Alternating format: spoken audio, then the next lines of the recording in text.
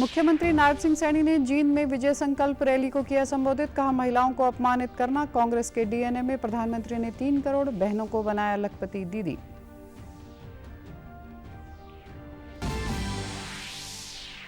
फरीदाबाद के सूरजकुंड में 3 दिवसीय राज्य स्तरीय पुलिस सम्मेलन हुआ संपन्न। पुलिस महानिदेशक शत्रुजीत कपूर ने कहा, साइबर अपराध, आतंकवाद, सुरक्षा सहित अन्य मुद्दों पर हुई चर्चा।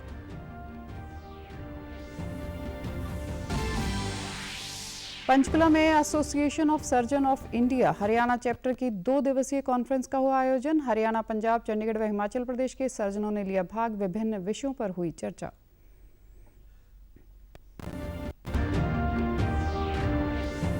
और देश भर में मनाया जा रहा है विश्व स्वास्थ्य दिवस। इस वर्ष की थीम मेरा स्वास्थ्य मेरा अधिकार है। अंबाला में लोगों को स्वास्थ्य के प्रति जागरूक करने के लिए मैराथन का किया गया आयोजन। नमस्कार, मैं हूं आरजू। अब समाचार विस्तार से। मुख्यमंत्री नायब सिंह सैनी ने कल जींद में विजय संकल्प रैली को संबोधित किया। मुख्यमंत्री ने अपने संबोधन में कहा कि जींद की आवाज दिल्ली और चंडीगढ़ तक जाएगी। उन्होंने लोगों से अपील करते हुए कहा कि सोनीपत लोकसभा क्षेत्र से पार्टी प्रत्याशी मोहनलाल बड़ौली को प्रधानमंत्री ने आशीर्वाद देकर आपके बीच भेजा है और आप इन्हें विजयी बनाकर दिल्ली भेजें। मुख्यमंत्री ने जनसभा के बाद प्रेस वार्ता के दौरान कांग्रेस नेता रणदीप सुरजेवाला के संदर्भ में किए सवाल के जवाब में कहा कि महिलाओं का अपमान करना कांग्रेस के डीएनए में है। जबकि प्रधानमंत्री ने बेटी बचाओ बेटी पढ़ाओ का नारा दिया, मुस्लिम महिलाओं को 3 तलाक से मुक्ति दिलाई और सेल्फ हेल्प ग्रुप के माध्यम से देश भर की महिलाओं को जोड़ा गया और 3 करोड़ बहनों को लखपति दीदी बनाया गया और अब 2 करोड़ बहनों को भी लखपति दीदी बनाने का लक्ष्य है। जी, उनको अपमानित करने का काम किया है। जी, कई बयानबाजियां की है। इसी ने पहले ही बेटियों को गाली देने का भी काम किया। महिलाओं को अपमान करने का काम किया है। लगातार शब्द बोलना, महिलाओं को अपमान करना, ये कांग्रेस के डीएनए के अंदर है। ये सम्मान नहीं देते। महिलाओं को सम्मान अगर किसी ने दिया, नरेंद्र मोदी जी ने दिया। बेटी बचाओ बेटी पढ़ाओ कहा, लाखों बेटियों को जीवनदान देने का काम नरेंद्र मोदी ने किया। उनके लिए योजनाएं चलाई। आज हमारी सेल्फ हेल्प ग्रुप की बहनें, उनको सशक्त करने का काम भी नरेंद्र मोदी ने किया। लगभग 3 करोड़ बहनों को लखपति दीदी बनाने का काम भी नरेंद्र मोदी ने किया और आगे 2 करोड़ का टारगेट लिया है कि 2 करोड़ और बहनों को लखपति दीदी बनाएंगे। इस अवसर पर विधायक डॉक्टर कृष्ण मिड्ढा ने कहा कि देश के विकास के लिए मजबूत राष्ट्र का होना अत्यंत आवश्यक है। आप सभी जानते हैं कि 10 वर्ष पूर्व हमारे देश के हालात क्या थे और प्रधानमंत्री नरेंद्र मोदी ने इसे कहां से कहां पहुंचा दिया है। सोनीपत लोकसभा क्षेत्र से भाजपा प्रत्याशी मोहनलाल बड़ौली ने कहा कि प्रधानमंत्री ने विकसित भारत बनाने का जो दायित्व हमें दिया है, उसके लिए आप 25 मई को कमल के फूल का बटन दबाकर भाजपा सरकार बनाएं। हर व्यक्ति राष्ट्र से जुड़ा हुआ है। राष्ट्र को एक मजबूत शासक चाहिए। आज से 10 वर्ष पहले जब हमने मोदी साहब को चुना, तब हमारे राष्ट्र की क्या स्थिति थी वो आप सब लोग अच्छी तरह से जानते हैं। लेकिन इन 10 वर्षों में किस प्रकार से भारत बदला है, यह भी आप सबके सामने है। विकसित भारत बनाने का जो सपना 2024 में प्रधानमंत्री नरेंद्र मोदी जी ने हम सबको दिलवाया है, उसको पूरा करने के लिए मैं आप सबसे निवेदन करूंगा, कमल के फूल के सामने का बटन दबाकर अपने भाई को, अपने बेटे को आशीर्वाद देने का काम करें। फरीदाबाद के सूरजकुंड में 4 से 6 अप्रैल तक आयोजित हुए राज्य स्तरीय पुलिस सम्मेलन को लेकर पुलिस महानिदेशक शत्रुजीत कपूर ने कहा कि सम्मेलन में सभी अधिकारियों ने अपने अपने अनुभव एक दूसरे के समक्ष रखे। सेमिनार में विभिन्न विषयों पर अलग अलग एक्सपर्ट के द्वारा चर्चा की गई और उन पर मंथन हुआ।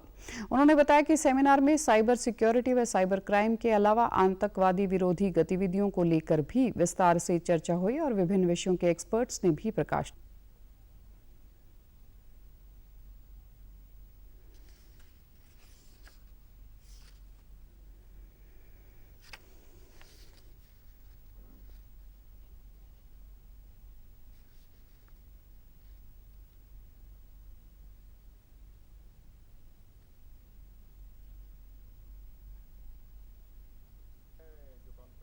बेस्ट प्रैक्टिसेस सभी अपनी अपनी शेयर करते हैं और जो ऑर्गेनाइजेशन के जो ऑब्जेक्टिव्स हैं, गोल्स हैं, प्रायोरिटीज़ हैं, उनको किस तरीके से किस जिले में इम्प्लीमेंट किया जा रहा है उसके बारे में अपनी प्रेजेंटेशंस करते हैं और बाकी सब लोग भी उसको देखते हैं। जो बेहतर काम किसी ज़िले में होता है तो उसको रेप्लिकेट किया जाता है दूसरे ज़िलों में, और फिर बाहर से एक्सपर्ट्स बुला के अलग अलग टॉपिक पे उनकी टॉक्स होती हैं, तो उन सबसे एक कैपेसिटी बिल्डिंग होती है ऑर्गेनाइजेशन की। तो हमेशा से ही हरियाणा का पूरा एडमिनिस्ट्रेशन, चाहे पुलिस हो, civil administration, district election officers, उनकी पूरी टीम, वो बहुत अच्छे से एक टीम की तरह काम करती है और चुनाव फ्री, फेयर और एकदम निष्पक्ष तरीके से, वायलेंस फ्री तरीके से, शांतिपूर्ण तरीके से कराए जाते हैं। इस बार भी चुनाव उसी ड्रिल को दोहराया जाएगा और उसी तरीके से, इफेक्टिव तरीके से चुनाव बिल्कुल फ्री, फेयर और वायलेंस फ्री, शांतिपूर्ण तरीके से कराए जाएंगे। वहीं पुलिस महानिदेशक ने कल फरीदाबाद के खेड़ी पुल स्थित पुलिस की आवासीय कॉलोनी में लाइब्रेरी, जिम और क्रैच का शुभारंभ किया। उन्होंने कहा कि इनके निर्माण से यहां रह रहे लगभग 350 पुलिस परिवारों को सीधा लाभ मिलेगा और उनके जीवन गुणवत्ता में सुधार होगा। और क्वालिटी ऑफ लाइफ को बेहतर बनाने के लिए ये सारे अरेंजमेंट, सारी नई फैसिलिटीज़ जो फरीदाबाद पुलिस में सीपी साहब और उनकी टीम ने बनाई है, बहुत अच्छी ये 5-6 फैसिलिटीज़ बनी हैं, क्रैश बनी है, लाइब्रेरी, जिम। तो इससे रेजिडेंट्स को, जो यहाँ पे 300-350 फैमिलीज़ रहती हैं, उनको फ़ायदा होगा और मेंटल और फिज़िकल वेलबींग के लिए अच्छा रहेगा। ये तो एक कलेक्टिव एफर्ट होती है जिसमें बहुत सारे, पुलिस हाउसिंग कॉरपोरेशन बनाती है हमारी और बहुत अच्छा काम वो लोग करते हैं और सभी अफसर टाइम टू टाइम अपना कंट्रीब्यूशन करते हैं। और ओवरऑल अब बताया गया कि जैसे 1200 से भी ज़्यादा घर बन चुके हैं फरीदाबाद में, तो इसमें जो हाउसिंग सेटिस्फेक्शन रेट है वो हमारी पूरे स्टेट लेवल पे करीब 28% है। Association of surgeon of India Haryana chapter की 2 दिवसीय कॉन्फ्रेंस का आयोजन पंचकुला में किया गया। इसमें हरियाणा सहित पंजाब, चंडीगढ़ व हिमाचल प्रदेश के लगभग 350 सर्जनों ने भाग लिया।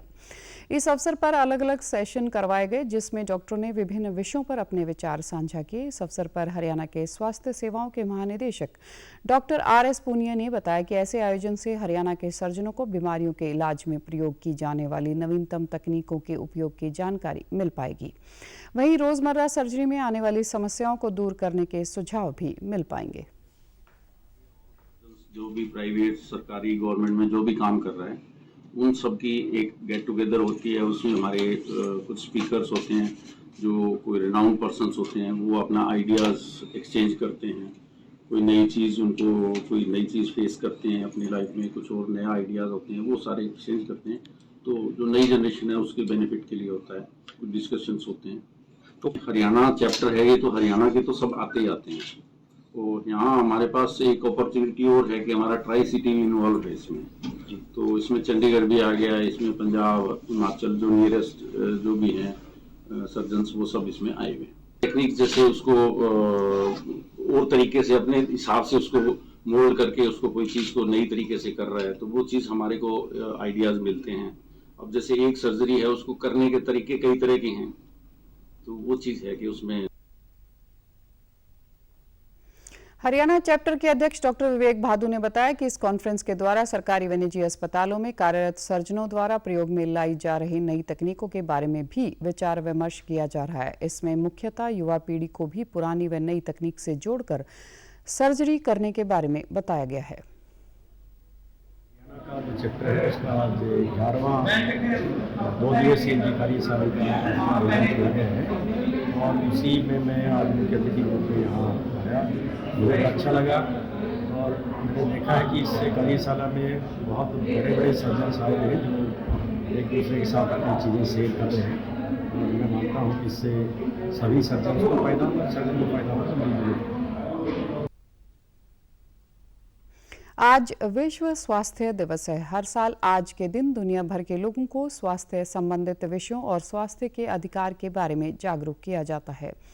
हर साल इस दिन के उपलक्ष्य में विश्व स्वास्थ्य संगठन राष्ट्रों की स्वास्थ्य समस्याओं पर ध्यान केंद्रित करता है। इस साल विश्व स्वास्थ्य दिवस की थीम मेरा स्वास्थ्य मेरा अधिकार। यह थीम इस बात पर बल देती है कि अच्छा स्वास्थ्य प्राप्त करना जन्मसिद्ध अधिकार है। इस दिवस का उद्देश्य ग्लोबल स्तर के स्वास्थ्य मुद्दों के बारे में जागरूकता बढ़ाना और असमानताओं को दूर करके स्वास्थ्य समानता को बढ़ावा देना है। साथ ही हितधारकों के बीच सहयोग को प्रोत्साहित करना और विश्व भर में स्वास्थ्य परिणामों में सुधार की प्रगति को उजागर करना है। Health is about not getting treated. Health is a very holistic approach होना चाहिए। एक बार बीमारी हो जाए उससे ठीक होना तो बात की बात है, पहले तो हमें अपने जीवन शैली को बदलना चाहिए, कोशिश करना चाहिए कि हम बीमार ही ना पड़े।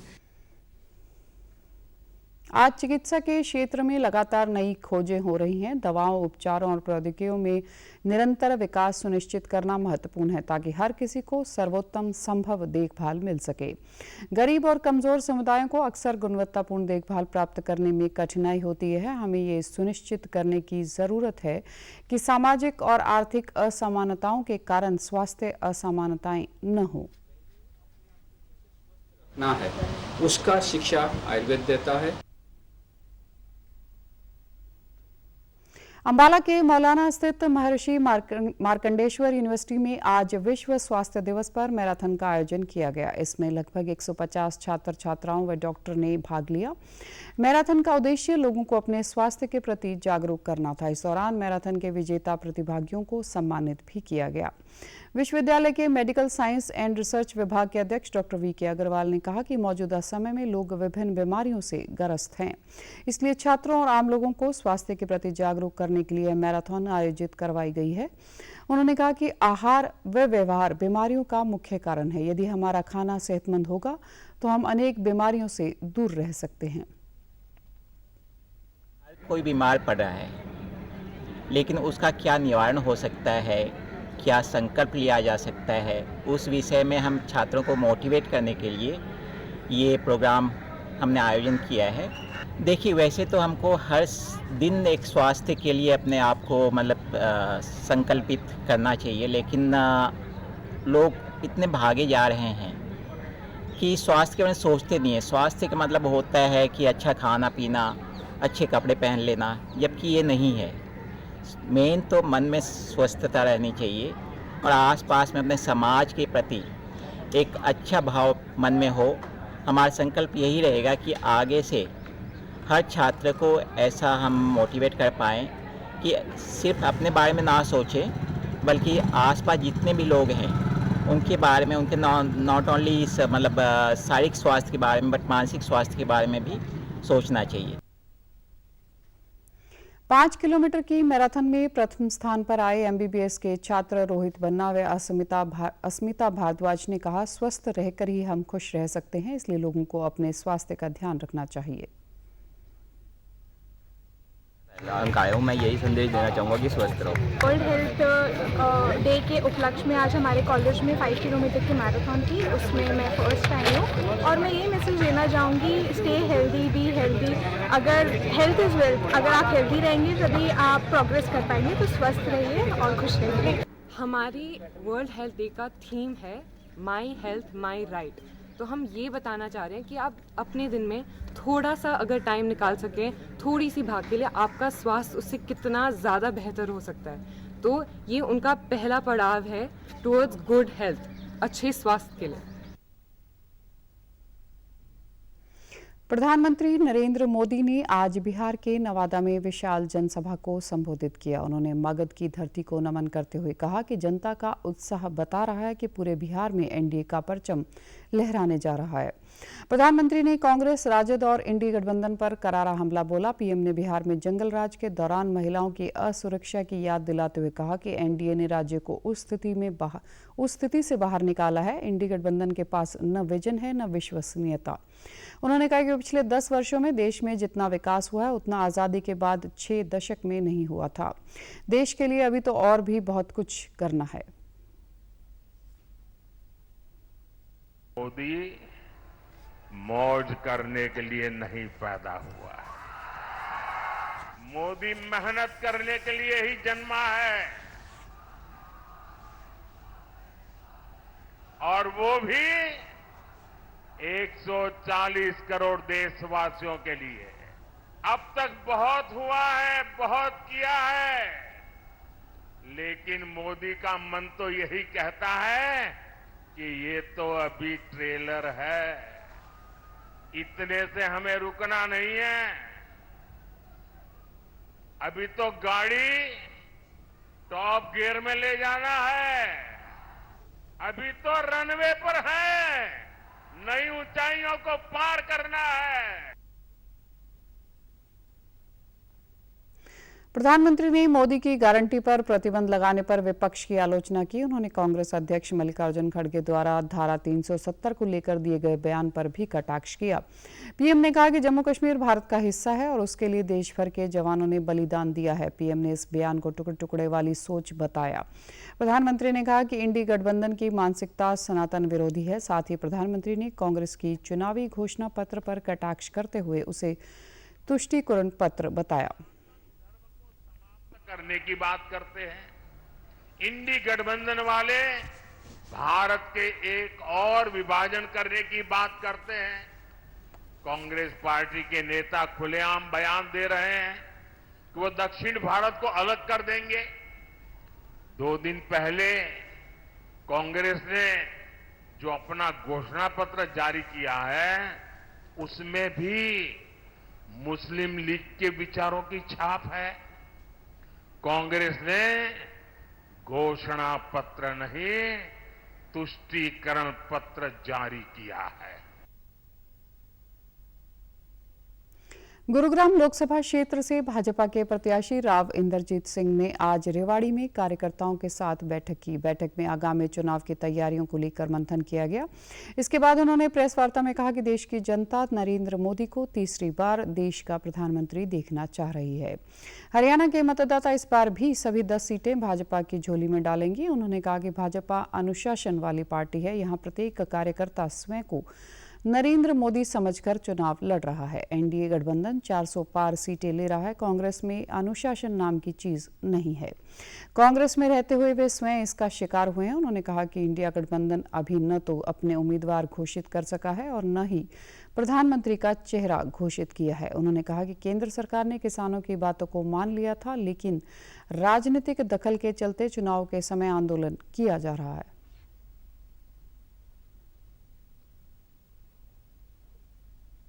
और बड़े जोश के साथ लोगों ने मेरा स्वागत किया है और मुझे लगता है कि जिस तरह से इन लोगों ने, पार्टी वालों ने, सभी ने मिल कर के मोदी जी को प्रधानमंत्री बनाने के लिए सन 19 के अंदर 273 सीट दिलवाई थी देश भर के अंदर और हमारी 10 की 10 हरियाणा के अंदर सीट दिलवाई थी।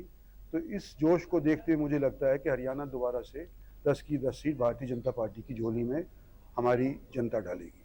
हरियाणा के अंदर आप सभी जानते हैं गुटबाजी कांग्रेस के अंदर तो है ही, और जब मैं कांग्रेस के अंदर था तो मैं तो उसका शिकार भी रह चुका हूं, तो मुझे पता है थोड़ी गुटबाजी वहां पे, तो ये वजह हो सकती है और शायद आपकी बात दूसरी वाली भी दुरुस्त हो सकती है। आज के दिन सब लोग लड़ रहे हैं इलेक्शन, भारतीय जनता पार्टी वाले किसके नाम पे लड़ रहे हैं? मोदी के नाम पे लड़ रहे हैं। कांग्रेस में किसके नाम पे लड़ रहे हैं? ये जो शिवसेना वाले किसके नाम पे लड़ रहे हैं? समाजवादी वाले किसके नाम पे लड़ रहे हैं? मोदी के खिलाफ लड़ रहे हैं। तो वहां पर भी पहला नाम कौन आता है? मोदी का।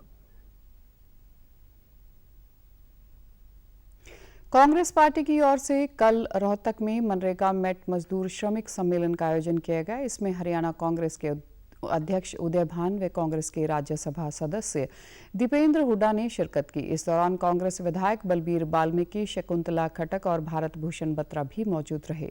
सम्मेलन में कांग्रेस के घोषणा पत्र का खास तौर पर जिक्र किया गया। हरियाणा कांग्रेस के अध्यक्ष उदय भान ने प्रेस वार्ता में बताया कि कांग्रेस के शासनकाल में ही भोजन की गारंटी के तौर पर मनरेगा योजना लागू की गई थी। सूचना का अधिकार अधिनियम की जनक भी कांग्रेस पार्टी ही है। इसी अधिनियम के चलते चुनावी चंदे का सच सुप्रीम कोर्ट के माध्यम से जनता के सामने आया। उन्होंने कहा कि कांग्रेस के घोषणा पत्र से देश की 95% जनता को लाभ होगा। रोहतक लोकसभा सीट प्रदेश की सबसे हॉट सीट में से एक है। सारे हरियाणा की नजर इस सीट पर है, इसलिए पहले जो चूक हो गई उसे दोबारा नहीं करना है।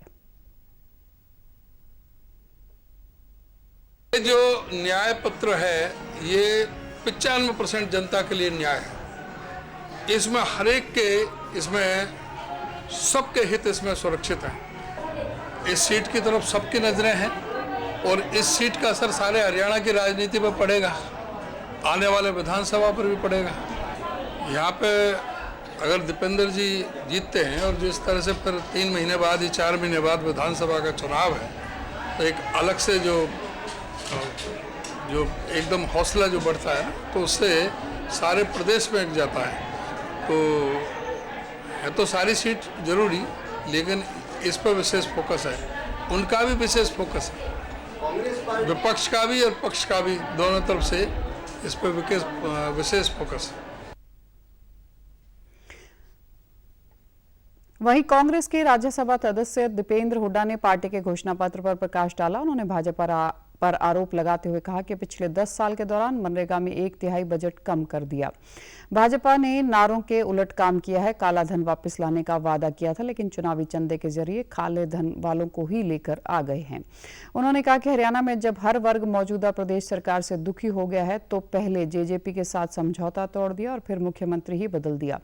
अब सुनने में आ रहा है कि हरियाणा में कुछ सीटों पर उम्मीदवार बदल रहे हैं, लेकिन जनता ने अब सरकार बदलने का ही मन बना लिया है। क्योंकि 10 वर्ष से इस सरकार द्वारा मनरेगा योजना की भारी अनदेखी की गई है। क्या कारण था आखिर कि अलायंस तोड़ा और दोनों चेहरे बदले गए? क्योंकि बीजेपी जेजेपी ने डबल इंजन से प्रदेश को लूटने का काम किया, पर चेहरे बदलने से अब काम नहीं होगा। जनता ने सरकार बदलने का मन बना लिया हरियाणा। उन्होंने कहा था महंगाई कम कराएंगे, डीजल पेट्रोल रसोई गैस सस्ता दिलवाएंगे, 15 लाख हर के बाटे आएंगे, काला धन विदेशों से लाएंगे, 2 करोड़ रोजगार दिलवाएंगे, किसान की आमदनी दुगनी और स्वामीनाथन कमीशन दिलवाएंगे। उन्होंने पहले ही इन्होंने गारंटी दी थी, वो गारंटी का मगर 10 साल के बाद उसकी वारंटी पीरियड सारे खत्म हो गए, लेकिन वो पूरी नहीं हुई। तो अब वो नई कितनी गारंटी दे लें? दिल्ली के मुख्यमंत्री अरविंद केजरीवाल की गिरफ्तारी के विरोध में आज कुरुक्षेत्र में आम आदमी पार्टी के कार्यकर्ता ने 1 दिन का अनशन किया। इसमें कुरुक्षेत्र लोकसभा क्षेत्र से आप प्रत्याशी डॉक्टर सुशील गुप्ता में शामिल हुए। उन्होंने कहा कि अरविंद केजरीवाल की ईडी द्वारा फर्जी केस में गिरफ्तार किया है। उन्होंने कहा कि भारतीय जनता पार्टी डरी हुई है।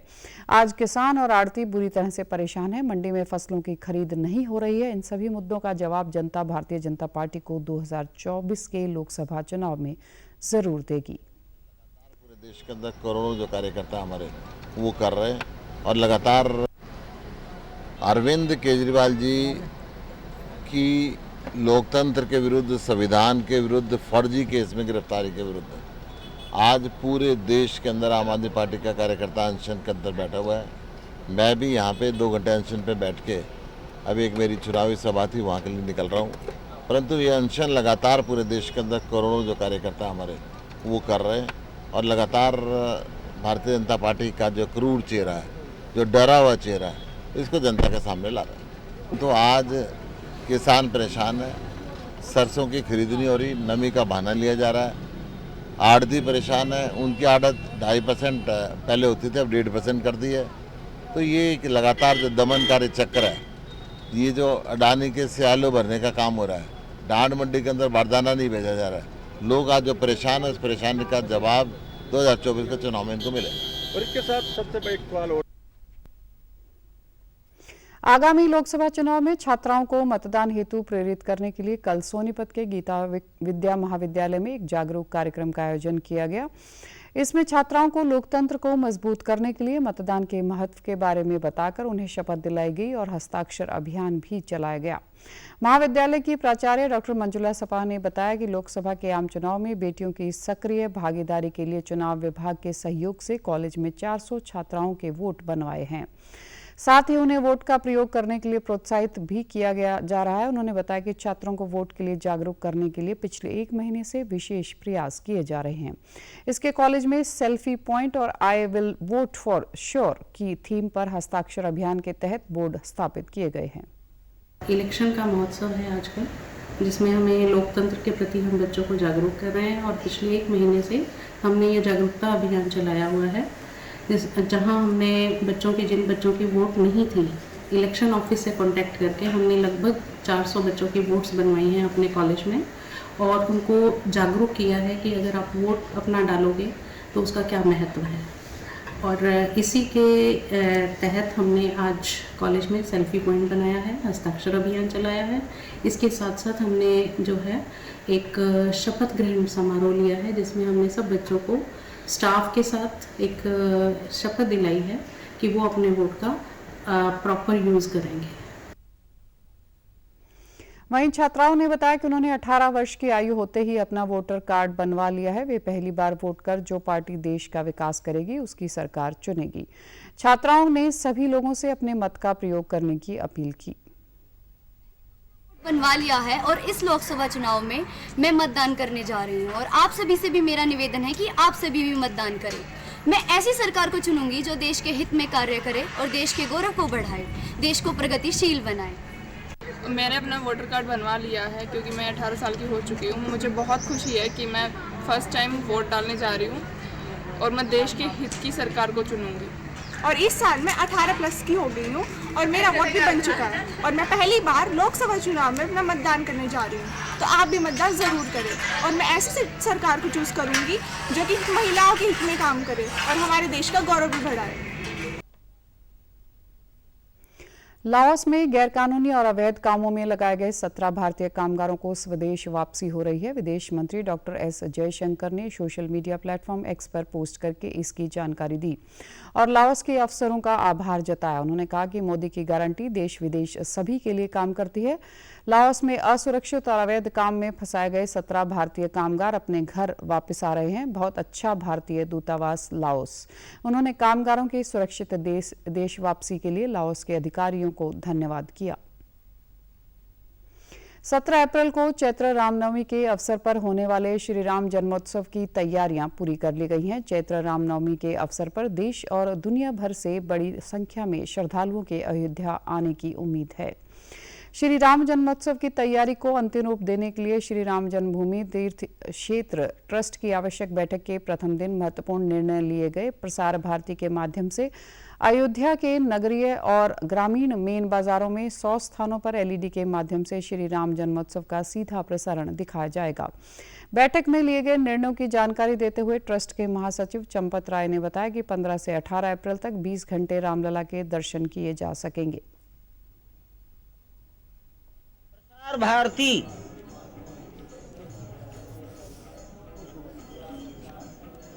अयोध्या नगर निगम में संभव हुआ तो पास पड़ोस के बाजारों में एलईडी स्क्रीन लगाकर